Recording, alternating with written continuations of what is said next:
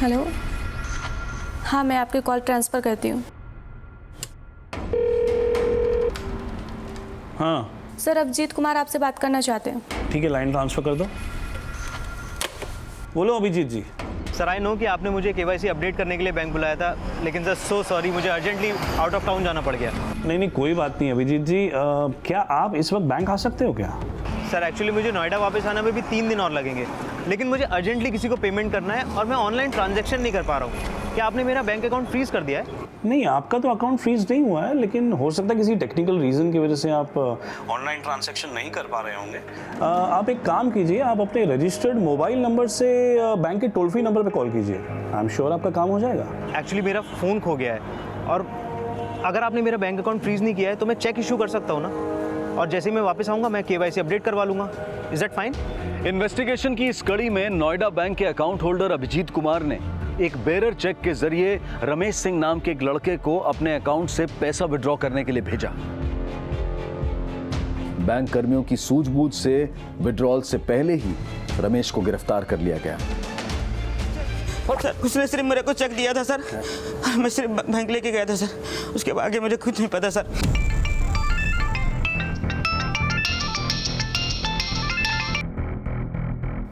हाँ शर्मा बोलो। सर, जिस रमेश नाम के लड़के को अभिजीत ने अपना बेरर चेक देकर अपने बैंक में भेजा था, उससे हमने अभिजीत की इन्फॉर्मेशन उगलवा ली है। अभिजीत रांची में है सर। वेरी गुड, उसका एड्रेस भेजो मुझे। रमेश से मिली सूचना के आधार पर पुलिस ने जल्द ही अभिजीत कुमार को भी गिरफ्तार कर लिया। बता। सर बिलीव मी सर मुझे नहीं पता था जो पैसा मेरे अकाउंट में आया था वो फ्रॉड का पैसा था। सच सच बोल, नहीं तो और पिटेगा। सर मैं सच बोल रहा हूँ सर, आप मेरा विश्वास करो। सर मैं भागा भी सिर्फ इसलिए था क्योंकि कुछ महीनों से मुझे इस बात का एहसास हो गया था कि मुझसे कुछ बहुत बड़ी भूल हो गई है। सर कुछ महीनों पहले मैंने न्यूज़पेपर में एक ऐड देखा था, उसमें लिखा था कि बिना इन्वेस्टमेंट के पैसे कमाओ। एक नीचे नंबर दिया था। सर जब मैंने उस नंबर पर कॉल मिलाया तो एक आदमी ने मुझे मिलने के लिए बुलाया। सर उसने मुझसे कहा कि अगर मैं अपना बैंक अकाउंट उसे किराए पे दे दूं तो मैं हर महीने 30 से 40 हज़ार रुपये कमा सकता हूँ। किराए पे दे दे मतलब? सर मतलब बैंक अकाउंट मेरा रहेगा, लेकिन उस अकाउंट में रेगुलर बेसिस पे पैसा जमा होगा और मुझे वो पैसा विड्रॉ करके उन लोगों को देना है बस। जब भी मेरे बैंक अकाउंट में पैसा ट्रांसफ़र होता था तो मुझे एक कॉल आता था, हेलो हाँ पैसा ट्रांसफ़र हो गया है, और मैं उन पैसों में से 10% अपने लिए रखकर बाकी पैसा विड्रॉ करके उन लोगों को दे देता था। अभिजीत भले ही इस बड़े नेक्सस का एक छोटा सा मोहरा है, लेकिन अभिजीत जैसे जरूरतमंद लोग आए दिन इस तरह के छलावों का शिकार हो रहे हैं। और अब ऑनलाइन फ्रॉड के कई और केसेस एसीपी रघुवर की अगुवाई में सभी राज्यों की पुलिस का एक जॉइंट मिशन बनने वाला था।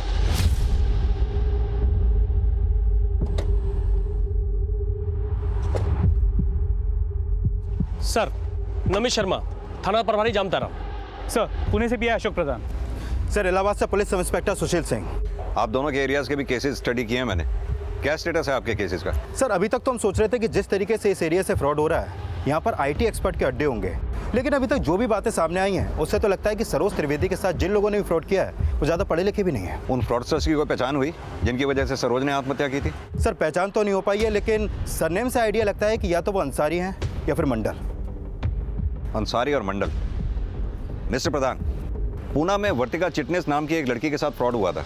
उस केस में भी वर्तिका के अकाउंट से पैसा निकालकर जिस अकाउंट में पैसा डिपॉजिट किया गया था उस अकाउंट होल्डर का नाम भी अनीस अंसारी था ना? जी सर, लेकिन यहाँ पे कोई भी अनीस अंसारी के बारे में कुछ भी बताने के लिए तैयार नहीं है। तो उनके बारे में पता लगाने के लिए कोई और तरीके अपनाने होंगे। आइए सर। शर्मा जी एक बात बताइए, आपके जामतारा में कुल कितने मोबाइल टावर्स होंगे? सर यह हर मोबाइल कंपनी अपना टावर लगा के बैठा है सर। 2G 3G 4G सब नेटवर्क दुरुस्त चलता है सर। यानी कि फ्रॉडर्स को बढ़ावा देने के लिए मोबाइल कंपनीज भी उनका साथ दे रही हैं। आइए सर, दरअसल जिस भी क्षेत्र में 800 से ज़्यादा कॉल होता है वहाँ पे मोबाइल कंपनी वाला अपना टावर लगा ही देता है। और यहाँ जामतारा में सर हर रोज का 3500 से ज़्यादा कॉल होता है सर। ये देखिए सर। लेकिन यहाँ ज़्यादातर नंबर्स फेक आईडी पे अलॉट किए गए हैं। शर्मा जी एक काम कीजिए, ऐसे जितने भी नंबर जिन पे आपको शक है कि वो फेक आईडी पे अलॉट हुए हैं, कल तक मुझे उन सबकी डिटेल दीजिए। जी सर मिल जाएगा, लेकिन सर अब ये कॉल रिकॉर्ड से कुछ पता चले तो पता चले, बाकी गांव वाला तो कुछ बताने को तैयार नहीं है। क्यों? क्योंकि यहाँ जामतारा में टोटल 130 गांव हैं। अब सर यहाँ पे कंडीशन ऐसा है कि कोई कुछ बताने को तैयार नहीं, और कोई ठोस जानकारी तो है नहीं हमारे पास, और जो जानकारी है उसके थ्रू हम कहीं तक पहुंच नहीं रहे। और क्या है ना सर कि यहाँ गांव में सब लोग एक दूसरे को बचा रहे हैं। हैरानी की बात यह है कि इस नेक्सस को खड़ा करने में ज्यादातर उन लोगों का हाथ है जो ज्यादा पढ़े लिखे नहीं हैं और जामताड़ा में कई दल बनाकर बड़ी सफाई से ऑनलाइन फ्रॉड्स कर रहे हैं। ये नारायणपुर यहाँ से कितनी दूर है? सर यही कोई 17-18 किलोमीटर होगा। दरअसल वहाँ एक पुनीत मंडल नाम का लड़का रहता है, ये जिसने दिल्ली के आईएएस ऑफिसर मोहित शर्मा को चीट किया, और जिस आईपी एड्रेस के थ्रू इसने चीट किया वो आईपी एड्रेस इसके लैपटॉप को बिलोंग करता है। दरअसल बात यह है, वो लैपटॉप इसने पटना से खरीदा था, जहां उसने अपना स्टूडेंट होने का प्रूफ एक आईडी के तौर पे दिया था। उस आईडी से ही हमें इसके बारे में जानकारी मिली। मैं चाहता हूं उस गांव में चलकर देखें, शायद कुछ और पता चले इसके बारे में। ठीक है सर। ये देखिए नारायणपुर आ गया सर। नारायणपुर की सड़कें बहुत खस्ता हैं, लेकिन मकान बहुत बड़े बड़े बने हुए। देख रहे हो, ये बड़े बड़े टावर्स लगा रखे हैं।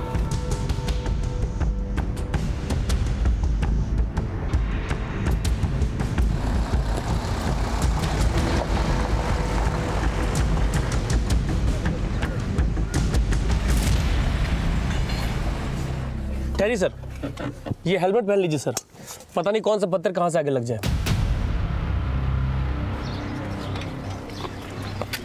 आइए सर, आइए सर। वो रहा घर सर वहां पर। अरे अरे पकड़ा उसको, पकड़ा उसको सर। सामने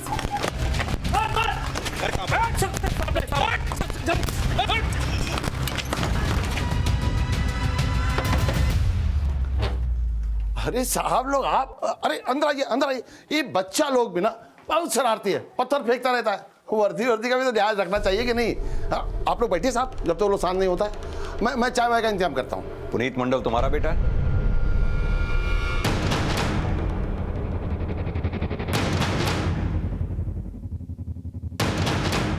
हाँ साहब, पुनीत हमारा ही बेटा है। क्या बात है? कहाँ है वो? आप लोग क्या ढूंढ रहे हैं साहब? कोई मेडल देने वाले हैं क्या उसको? मस्करी करता है। कहाँ है तेरा बेटा?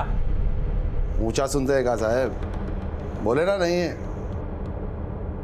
और इस वक्त कहाँ है ये भी हमको नहीं पता है।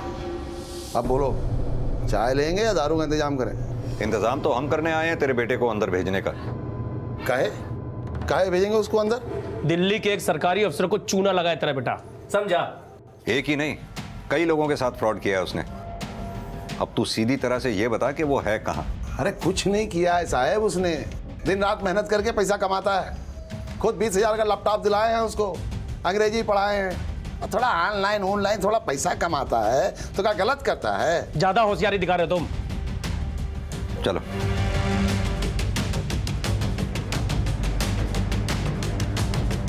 ये पुनीत का बाप काफी शातिर लगता सर, वो लड़के लोग जंगल भाग गए। सर हम तो पहले गए थे कि लोग बहुत शातिर हैं, कुछ बताएगा नहीं। है, लेकिन वो तो बताएंगे जो जंगल भाग गए हैं। जंगल कहाँ है ये बताओ सर।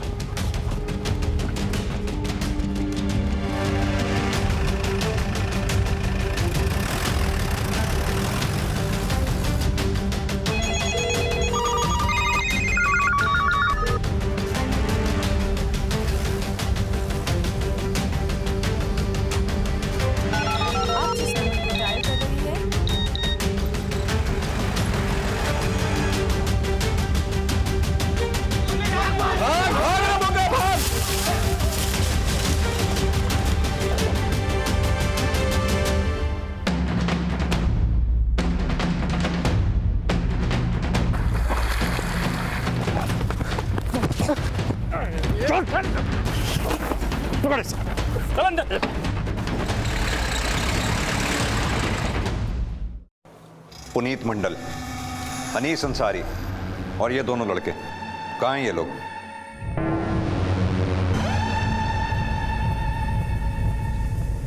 देखो, जो भी इनमें से किसी एक का पता बताएगा ना, उसे छोड़ देंगे।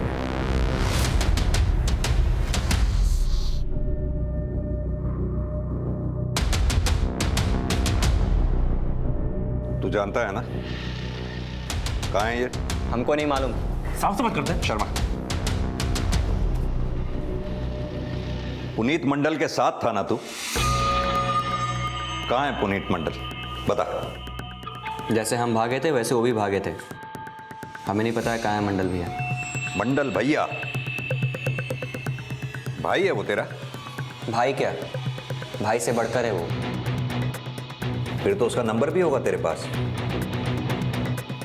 जब तू पकड़ा गया था तो तेरे पास से हमें ये मोबाइल मिला, इसमें पुनीत का नंबर नहीं है, लेकिन चूंकि वो तेरे भैया से भी बढ़कर है तो तेरे पास उसका नंबर ज़रूर होगा। मिला उसे फोन, उससे कहे कि तू पकड़ा गया था लेकिन अब भाग गया है। जहाँ पे तू है अब वहाँ उसे बुला मिलने के लिए।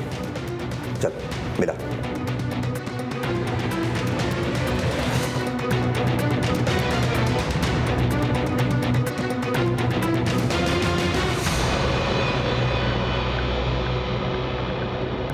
नंबर नहीं लग रहा है। कोई एक नंबर तो होगा नहीं एक उसके नंबर पास। क्या, 10 नंबर है उनके पास।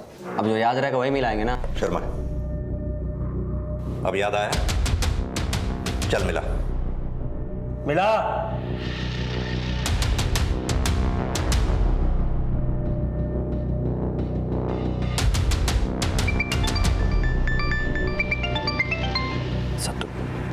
हाँ हेलो शत्रु, बोल कहाँ है तू? हेलो, हाँ पुनीत भैया, अपना 10 का 10 नंबर ना बंद कर दीजिए तो आपको पुलिस पकड़ ले। नहीं। पुनीत मंडल, फोन मत रखना। हेलो, कौन बोल रहा है? तेरी आफत। अरे ऐसा गीदड़ लोग का धमकी बहुत सुने हैं साहब फोन पे। हिम्मत है ना तब पकड़ के दिखाओ। देख तू, चाहे जितना मारना ना मार लो, लेकिन हम नहीं बताने वाले। हमारे दल के मुखिया है मंडल भैया, उनकी वजह से हमारे लड़कों लोगों की जिंदगी चेंज हो गया है। तो तू क्या चाहता है? तेरी जिंदगी हम चेंज करें? कुछ चेंज नहीं कर पाएंगे। 3 दिन में ना हमारा जमानत हो जाएगा। शत्रु, पुनीत और अंसारी जामताड़ा के वो एटीएम मास्टर्स हैं जिन्हें पुलिस का कोई खौफ नहीं है। और वजह यह है कि जिस तरह से ये ऑनलाइन फ्रॉड्स किए जाते हैं उनके लिए पक्के सबूत मुहैया नहीं हो पाते हैं, और सर्कमस्टेंशियल एविडेंस के बेसिस पर जो अपराधी पकड़े जाते हैं उन्हें बड़ी आसानी से जमानत मिल जाती है। अपनी जेबों में लाखों भरने वाले अपराधी जेल से छूटते ही फिर से अपने काम में लग जाते हैं, क्योंकि लोगों को ठग कर जितना पैसा ये कमाते हैं उसके सामने कुछ दिनों के लिए जेल जाना भी इन्हें बहुत मामूली लगता है। शत्रु मंडल ने पुनीत मंडल से जुड़ी कोई भी ठोस जानकारी पुलिस को नहीं दी, लेकिन शत्रु के साथ पकड़े गए कुछ और लड़कों से उन अपराधियों की पहचान मिली जो इलाहाबाद की सरोज और पुणे की वर्तिका चिटनिस के अपराधी थे। ये अनीस बहुत बड़ा एटीएम मास्टर है, जामताड़ा में नहीं रहता। पता नहीं दिल्ली मुंबई कहाँ रहता है साहब। जामताड़ा में इसका घर कहाँ है पता? सब गपोली गांव में इसका घर है, जहाँ इसकी फैमिली रहती है। ये साफ हो चुका था कि जामताड़ा से होने वाले ऑनलाइन फ्रॉड्स कोई बाहरी लोग नहीं कर रहे थे। जामताड़ा के गांव में ज्यादातर घरों में ऐसे लोग बसे हुए थे जो ज्यादा पढ़े लिखे नहीं थे, लेकिन ऑनलाइन फ्रॉड के जरिए कैसे लूटा जाता है ये कला सबने सीख रखी थी, और वो अलग अलग दलों में बंटकर रोज कई अपराध कर रहे थे। मौजूदा जानकारी के आधार पर पुलिस ने अनीस अंसारी, राधे मंडल और गुनिया मंडल के साथ साथ और कई घरों पर छापे मारे और मासूम लोगों के क्रेडिट कार्ड और डेबिट कार्ड के जरिए खरीदा गया बहुत सारा सामान भारी तादाद में बरामद किया। लेकिन पुनीत मंडल समेत गुनिया मंडल, राधे मंडल और अनीस अंसारी की तलाश अब भी जारी है, जिनके नेक्सस की पूरे देश के कई राज्यों के साथ जुड़े होने की संभावना पक्की होती जा रही है, और इसकी असल जानकारी शत्रु के बयान के बाद सामने आई। साहब, यहाँ जामताड़ा का रामचरण सबसे पहला और सबसे बड़ा एटीएम मास्टर है। क्या मास्टरी की थी उसने? रामचरण मुंबई रिटर्न है। 7 साल पहले वो वापस अपने गांव आ गया था, और वो छत पर चढ़कर फ़ोन से लोगों से बात करके खूब पैसा बनाया, और गांव के लड़के लोगों को भी एटीएम मास्टर के काम सिखाकर अपना दल बना लिया। पर 3 साल पहले रामचरण को पटना पुलिस ने गिरफ्तार कर लिया, लेकिन उनके लड़के लोग सर काम नहीं छोड़े। वो लोग अपना अलग अलग दल बना लिए। फिर एक साल पहले रामचरण जेल से छूट गया, और वो अपने गाँव आकर वहाँ अपना कॉल सेंटर चलाने लगा। Call centre? हाँ साहब, वहाँ पर लड़कों लोगों को एटीएम मास्टर का ट्रेनिंग दिया जाता है। साहब, रामचरण की तरक्की देखकर पुनीत भैया के पापा रामचरण से ही पुनीत भैया को एटीएम मास्टर का ज्ञान दिलवाए। मछली फंसाने का सबसे पहला जो लेसन है ना वो यही है। हेलो, हाँ सर, मैं गोविंद शर्मा बोल रहा हूँ SDA बैंक से। सर, हमारी बैंक आपको एक स्पेशल ऑफर दे रही है, उसमें आप 10,000 तक शॉपिंग कर सकते हैं सर। किसी को लगा कि हम बिहार से हैं?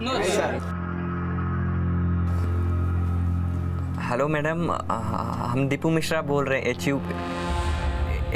एच यू बैंक से। ला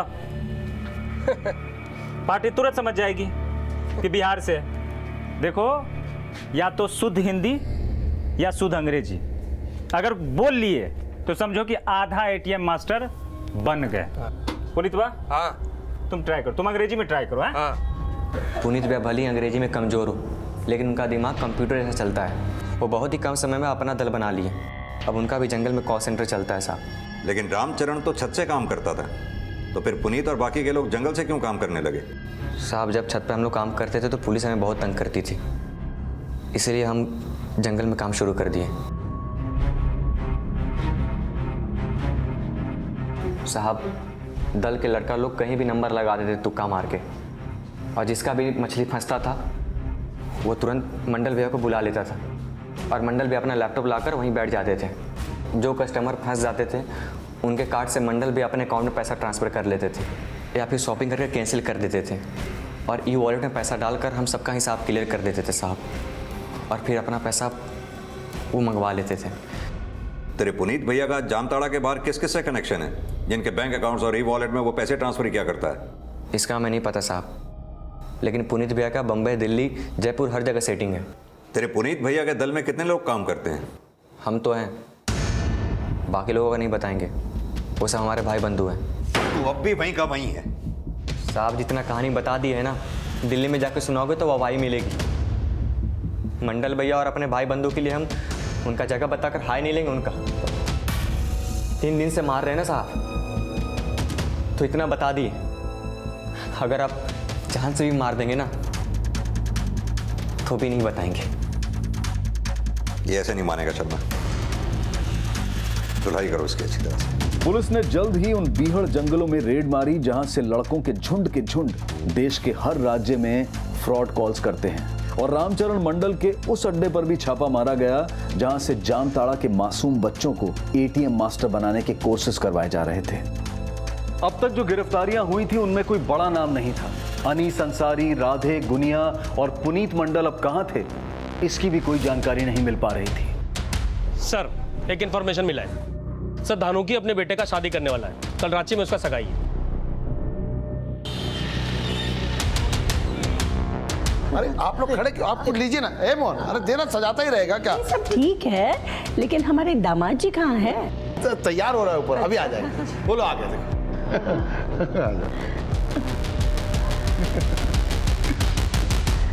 सदा सुखरे बेटा। अरे अरे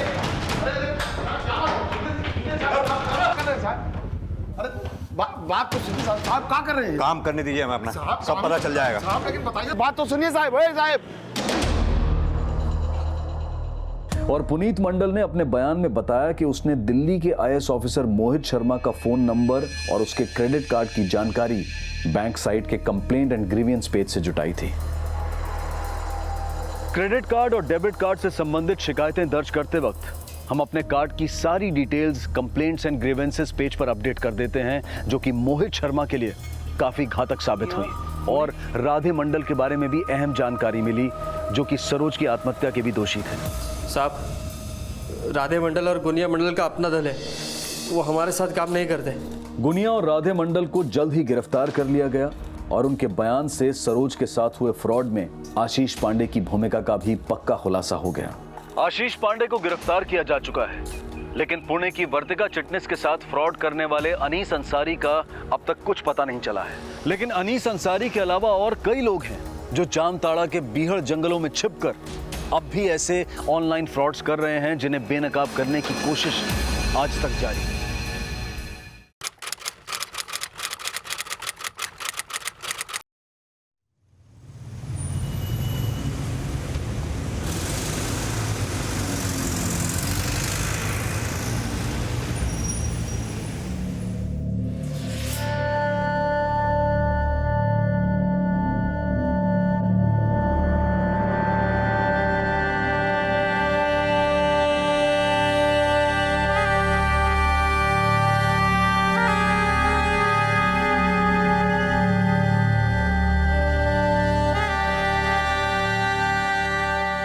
सादिक आलम,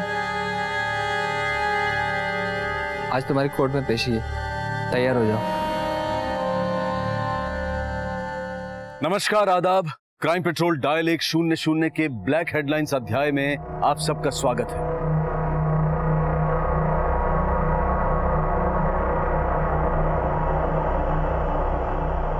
अस्सलाम वालेकुम भाईजान। वालेकुम अस्सलाम, वालेकुम अस्सलाम। कौन है? तुम नहीं जानते? नहीं। ये वही सादिक आलम है जो इलेक्शन में खड़े हुए थे।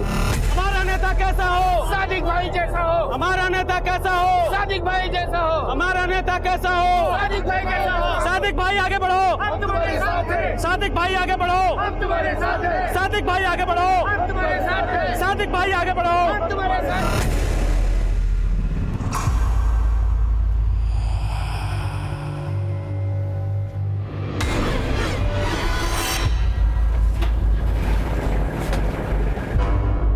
आज की दूसरी कहानी में मैं अनूप सोनी आप सबका स्वागत करता हूं। आज के एपिसोड में हम एक ऐसे जुर्म की दास्तां देखेंगे जिसका संबंध कर्म से है, और यकीनन ये कहानी हमारी सोच और हमारे अंदाज को बदलने में जरूर मदद करेगी।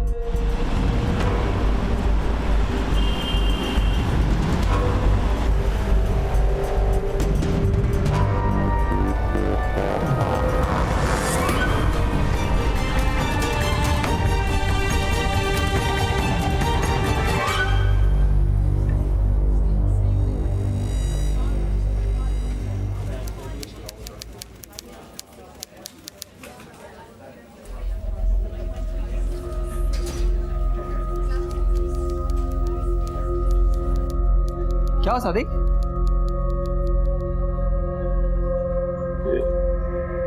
आज भी मेरी बीवी बच्चे कोई नजर नहीं आ रहे हैं यहाँ पर। आ जाएंगे, फंसेंगे किसी काम में। नहीं कांस्टेबल साहब, मैं पिछले 6 महीनों से कोर्ट आ जा रहा हूँ, लेकिन कभी ऐसा हुआ नहीं।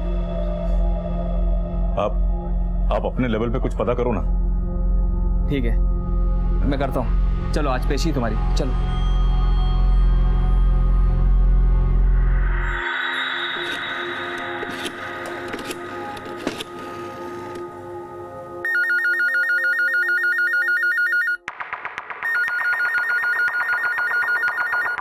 फोन तो उठाओ Kasar, phone.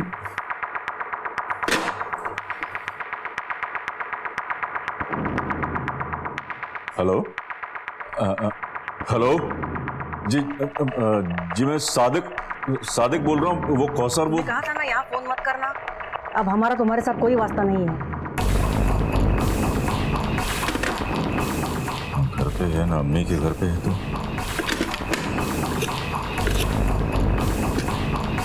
The number you are trying to call is currently switched off.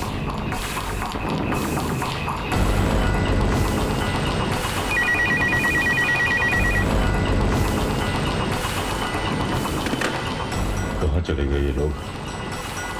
कोई और ऐसी जगह भी तो नहीं है, कहाँ जा सकते हैं लोग?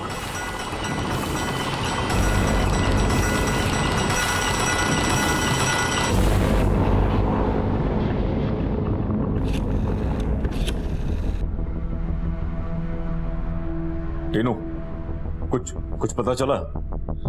नहीं भाई, कुछ नहीं पता चला। घर पे भी ताला लगा हुआ है भाई। आस पड़ोस में पूछा, किसी को कुछ नहीं मालूम भाई। अरे किसी ने कुछ तो देखा होगा। कहाँ गायब हो गए सब के सब? तुम एक काम करो, तुम मुझे मिलो आके यहाँ पे। ठीक है भाई, अगले हफ्ते आता हूँ भाई। अरे अगले हफ्ते नहीं, कल का कल मिलो आके। और वो वकील को साथ में लेके आओ। ठीक है भाई, ठीक है। मल्होत्रा साहब, आप कुछ भी करके मेरी बेल करवाओ। अरे आप समझने की कोशिश करो, 20-25 दिनों से मेरे बीवी बच्चों का कुछ अता पता नहीं है। उनकी जान खतरे में हो सकती है। मेरे तमाम दुश्मन हैं, आप समझ क्यों नहीं रहे? आप बेल करवाइए बस। मुश्किल है, जिस केस में आप अंदर हो ना, बहुत मुश्किल है। फिर भी मैं इंटरिम बेल कराने की कोशिश करूँ। अरे कोशिश नहीं करनी है, करवानी है। आप जब सबको जाके बताइए ना कि 20-25 दिनों से मेरे बीवी बच्चे गायब हैं। आप मुझे ले चलिए, मैं उनके पैर पकड़ लूंगा, लेकिन कुछ भी करिए, बेल करवाइए बस। ठीक है, मैं कोर्ट में अपील करूंगा। करवाओ यार। भाई टेंशन ना लो, हो जाएगी। हम लगे हुए हैं, कुछ ना कुछ कर लेंगे। ठीक है, आप ख्याल रखो, हो जाएगा। चलो।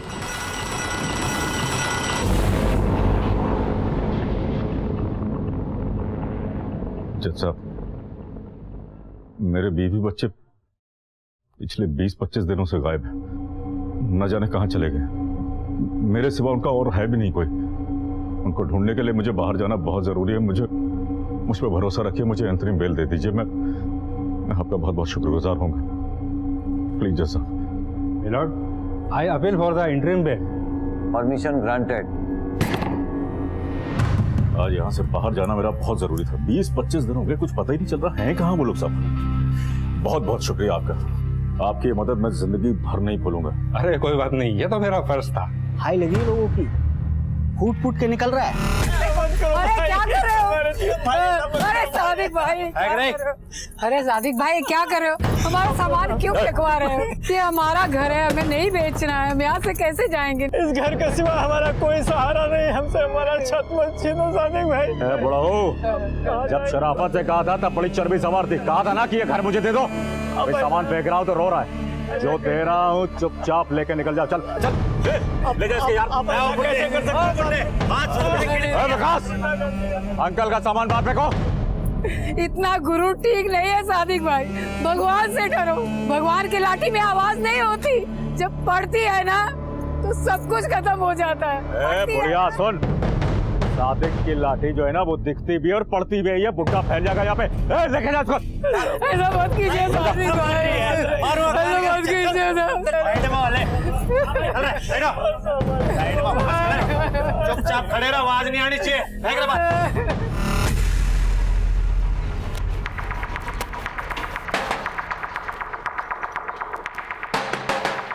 मर गया बुढ़ा। आ गया। मेरे बीवी बच्चों को देखा कहीं? नहीं। अरे कहीं तो देखा होगा आते जाते। मेरे मकान के कागजात दे दे। मैंने कोई ठेका नहीं ले रखा तेरी बीवी बच्चों का। अरे समझ में क्यों नहीं आता तेरे को? इस कोठी के कागजात नहीं दूंगा मैं तुझको। ऊपर के दोनों तल्ले मेरे हैं, समझा? और मेरी बीवी बच्चों के गायब होने में अगर तेरा कोई हाथ हुआ ना बुढ़े, तो जमीन खोदकर जिंदा कर दूंगा तुझको। कुछ इंतजाम करना पड़ेगा। करता हूँ अभी। तू क्या करेगा? अरे भाई कुत्ता की पूछ है, रात मारने से सिद्धि ना हो गया। आओ बुड्ढे, आरती के बोल साइड में। हाँ भाई, भाई आ जाओ ना, टेंशन ना ले। अब तेरी तो रेल में बनाऊंगा।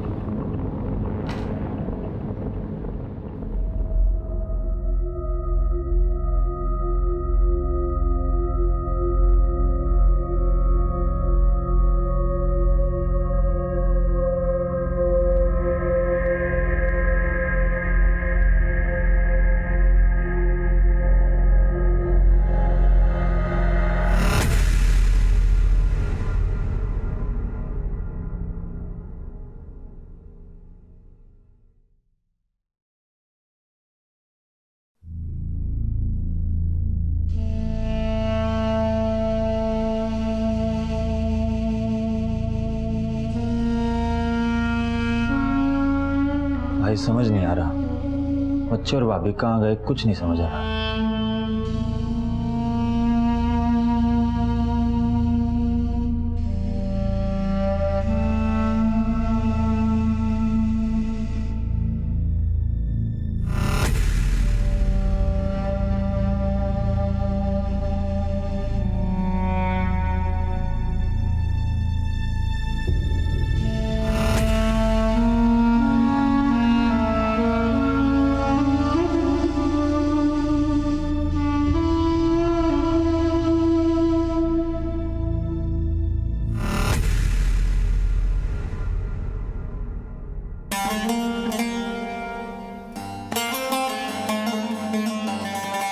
बहुत भूखा यार, भैया पानी दीजिए। भैया ठीक है, मुझे पानी दो। अरे भैया पानी तो पिला दो, लड़की को प्यास लगी है। आओ 2-4 गोलगप्पे हमारे साथ भी खा लो। चल मैं तुझे खिलाता हूँ गोलगप्पे। चल चल। सॉरी बोल सॉरी। सॉरी। चल निकल।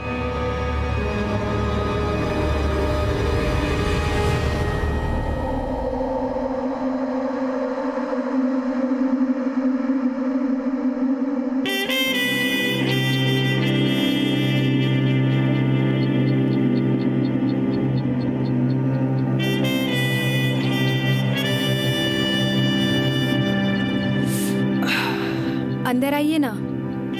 नहीं, आज नहीं, फिर कभी। वैसे कल क्या कर रही हैं शाम को आप? वही गोलगप्पे के ठेले पे इंतजार।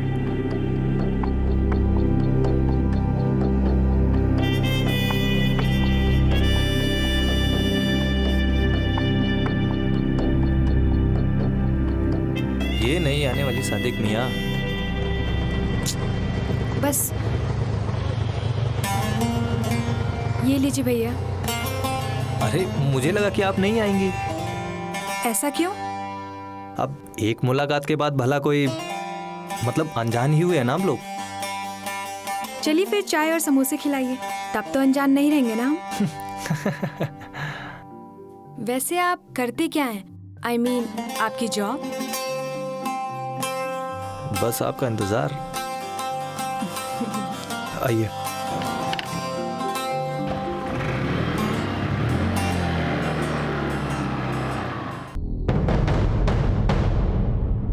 हे, इसको देखो।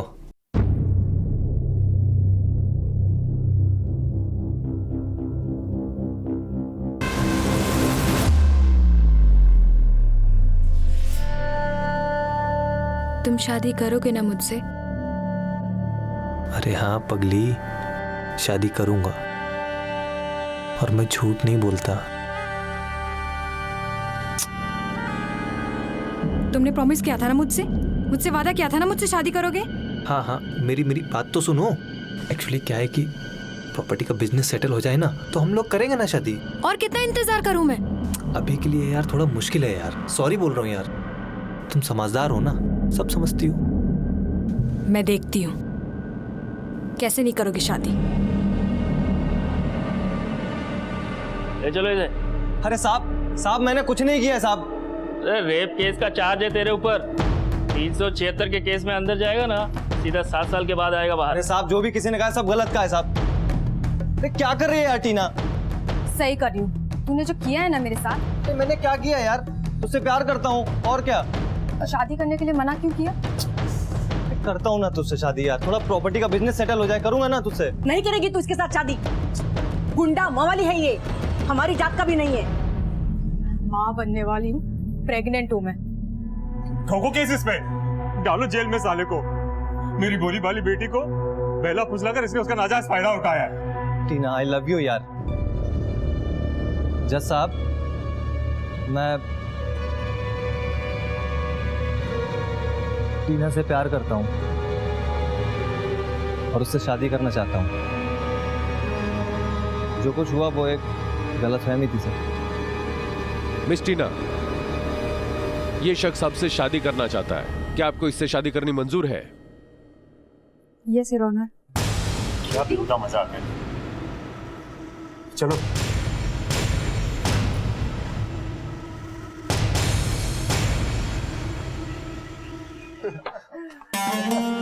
चलो भाईजान, आपका आज निकाह भी हो गया। चलिए तो अभी आप भी मुंह मीठा। हेलो। हाँ मम्मी। टीना किधर है तू? मम्मी अब हमारा नाम टीना नहीं कौसर है। हमने सादिक से शादी कर ली। सादिक से? मैं किसी कौसर को नहीं जानती और दोबारा यहाँ फोन भी मत करना। मम्मी हमारी बात तो सुनो। मेरी बेटी टीना मर चुकी मेरे लिए। Mummy hello hello mummy.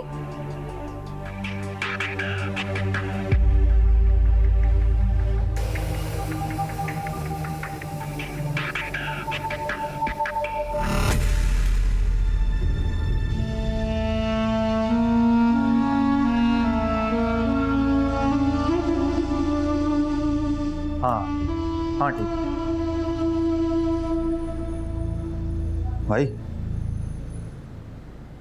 भाई हाँ बोल। भाई टेंशन ना लो, अपना विकास गया कई जगह ढूंढने, बस आता ही होगा। लो आ गया। एक मिनट भाई अपना विकास ही होगा। दरवाजा नहीं खोलना है। रुको।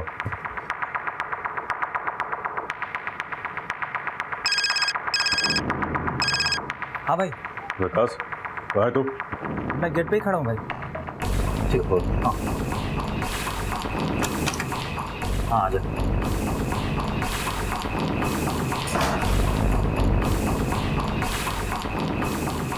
भाई भाभी के 2 दोस्तों के घर भी पता किया, लेकिन कहीं कुछ पता नहीं चला। तुम लोगों को शक है किसी? नहीं भाई, शक तो किस पे होना है? ठीक है, मैं घर पर चलूंगा तो।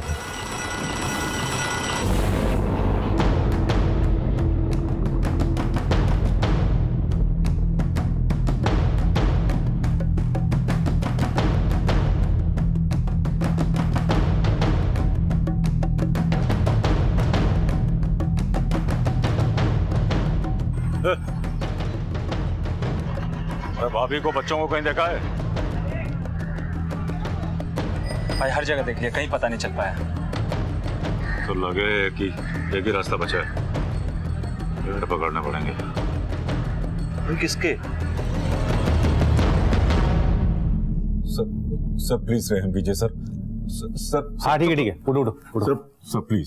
कौन हो तुम? जी मैं सादिक आलम। तुम रेप केस में अंदर थे ना?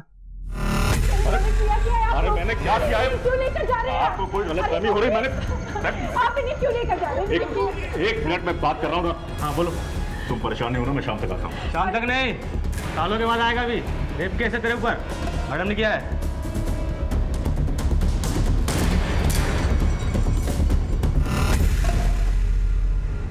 अंतरिम जमानत पे बाहर आए है ना? जी सर। क्या बात क्या है? सर पिछले 1 महीने से मेरे बीवी बच्चों का कुछ पता नहीं सर। आप तो जानते हैं मैं जेल में था सर। सर मैंने हर जगह तलाश कर लिया, लेकिन कुछ पता नहीं चल रहा सर। आप लोग कुछ पता लगवा दीजिए सर प्लीज। अगर आप लोग थोड़ा पर्सनल इंटरेस्ट ले लेंगे तो शायद कुछ पता चल जाए सर। गुमशुदगी की रिपोर्ट दर्ज करवाओ, देखते हैं। सर आप लोग जानते हैं सर, खाली रिपोर्ट दर्ज कराने से कुछ नहीं होगा सर, जब तक आप लोग कुछ करेंगे नहीं sir. Please.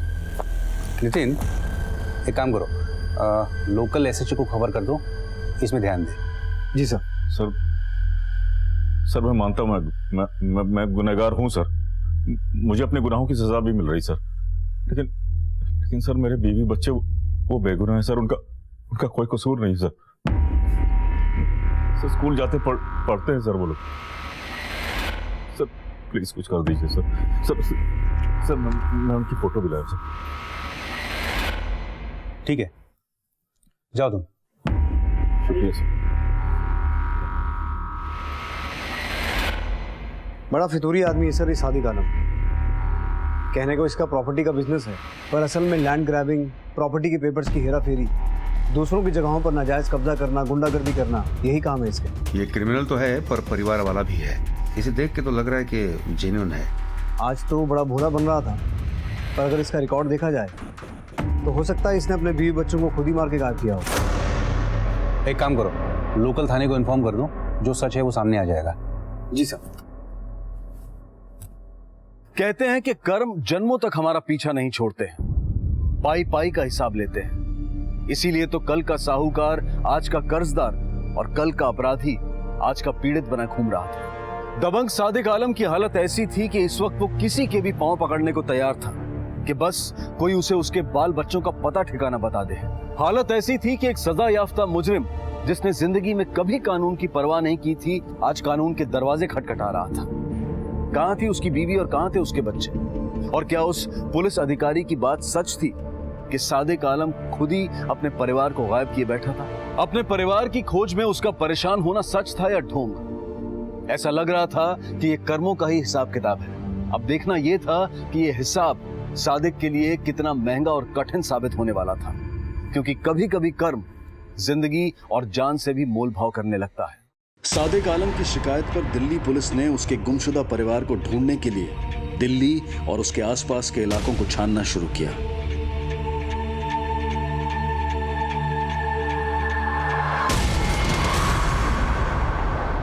Hello Delhi police. Hello, hello hello, मैं गली नंबर 32 13/2 राजौरी गार्डन से बोल रहा हूँ साहब। किसी ने प्रॉपर्टी डीलर सादिक आलम को मार दिया है साहब।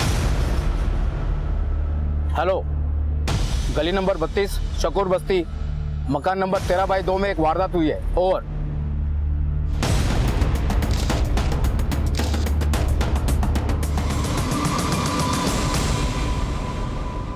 खून सूख चुका है। इसे देखकर ऐसा लगता है इसे मरे हुए 4-5 घंटे तो हो चुके हैं। फिंगरप्रिंट सारे उठा लेना। ये मामला साहब मर्डर का ही। लेकिन सर कोई जबरन दाखिल तो नहीं हुआ है। वैसे इसकी पोजीशन देखकर ऐसा लगता है कि ये बाथरूम से नहा के निकला होगा। ये दरवाजा या तो पहले से खुला हुआ था या किसी ने चाबी से खोला। ये यहाँ खड़ा था, वहां से गोली चली और ये आदमी यहीं ढेर हो गया। फिर तो ये काम किसी जानने वाले ने किया होगा। आसपास चेक करो, कोई सीसीटीवी है क्या? शायद कुछ रिकॉर्ड हुआ हो। वैसे घर इसी का है ना? हाँ सर, ये और इसके ऊपर वाली मंजिल इसी की है। बाकी नीचे का पोर्शन किसी पुराने मकान मालिक दान सिंह का है। फिर आस पड़ोस से भी पूछताछ करो, शायद किसी ने किसी को यहाँ आते जाते देखा हो। सर, जब किसी इंसान को अपने कर्मों का हिसाब अपनी जिंदगी से चुकाना पड़े तो ये उस इंसान के अतीत पर एक बहुत बड़ा प्रश्न चिन्ह लगा देता है। सादिक आलम का परिवार एकाएक गायब हो गया था और सादिक आलम को कोई मौत के घाट उतार गया था। क्यों हो रहा था ये सब कुछ उसके साथ? कौन था जो सादिक से इतना महंगा हिसाब ले रहा था? ये सच था कि सादिक ने बहुतों को तकलीफ दी थी, बहुतों का जीना दुश्वार कर दिया था, लेकिन उन तमाम लोगों में से ये कौन था जो उससे प्रतिशोध ले रहा था? इस इंतहाई पेचीदा केस का दूसरा और आखिरी भाग हम आपको दिखाएंगे कल रात 11 बजे। अब मैं अनूप सोनी आपसे विदा लेता हूं। कल रात आपसे फिर मुलाकात होगी। तब तक अपना और अपने परिवार का ख्याल रखें और देखते रहें क्राइम पेट्रोल डायल 100। सबक एक को, सीख हम सबको। जय Hind. If you want to enjoy more crime files content like this, please subscribe to our channel and click the bell icon.